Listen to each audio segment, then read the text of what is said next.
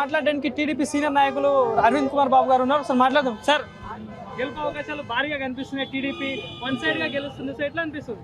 అంటే జనరల్ గా ఈ వేవ్ చూస్తూ ఉంటే ఈ 5 ఏళ్ళు ఆ రాక్షస ప్రభుత్వం కానీ అక్కడ ఉన్నటువంటి అధికారంలో ఉన్న వ్యక్తులు చేసినటువంటి అరాచకానికి వ్యతిరేకంగా ప్రజలు మరి ఈరోజు తెలుగుదేశం అయితేనే బాగుంటుందని, బాబు గారి నాయకత్వం అయితేనే మరి రాష్ట్రం బాగుపడుతుందని ఒక భయపడిపోయారు. ఒకవేళ ఈసారి బాబు రాకపోతే, తెలుగుదేశం రాకపోతే రాష్ట్రం బాగుండదు, రాష్ట్రం నాశనం అయిపోతుందనే ఆ యొక్క ఉద్రేకంతో, ఆ యొక్క భయంతో వాళ్ళు ముందు ఈ మాకు అనుకూలంగా వేయడం జరిగినట్టు కనిపిస్తాం. సార్, ఇంకోటి చూసుకుంటే ఏదైతే మంగళగిరిలో నారా లోకేష్ గారి గెలుపు కన్ఫర్మ్ అయిపోయింది. గత 20 సంవత్సరాలు ఎప్పుడు గెలవని టీడీపీ సో ఈసారి ఒక చరిత్ర సృష్టించింది అనుకోవచ్చు. సో ఎట్లా చూడొచ్చు అంటారు? అంటే జనరల్ గా లాస్ట్ టైం అనుకోకుండా ఓడిపోవడం జరిగింది.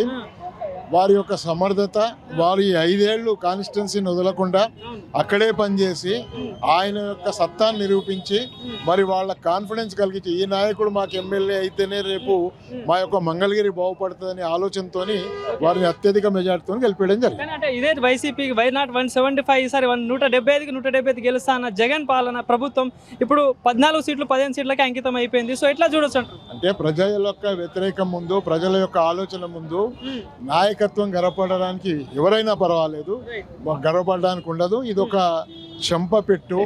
అంటే మంచి పరిపాలన ఇచ్చేటోళ్ళకి 2 రోజులు వెనకాలలో ముందల్లో మంచిగా జరుగుతుంది అనే దానికి ఇది నిదర్శనం. సో ఎట్లాంటి చర్యలు ఉండబోతున్నాయి? ఎందుకంటే గతంలో మీ కార్యకర్తలను కానీ మిమ్మల్ని చాలా, అంటే మీ టీడీపీ కార్యకర్తలను చాలా ఇబ్బంది పెట్టిన పరిస్థితి గత ప్రభుత్వం. సో మరి మీ అధికారం రాబోతుంది. సో ఎట్లా ఉండబోతుంది మరి కార్యక్రమం? ఇప్పుడు కూడా తెలుగుదేశం పార్టీ న్యాయంగా, ధర్మంగా అధికారం ఉందని అధికారం అడ్డం పెట్టుకొని ఏం చేసినటువంటి పరిస్థితి లేదు.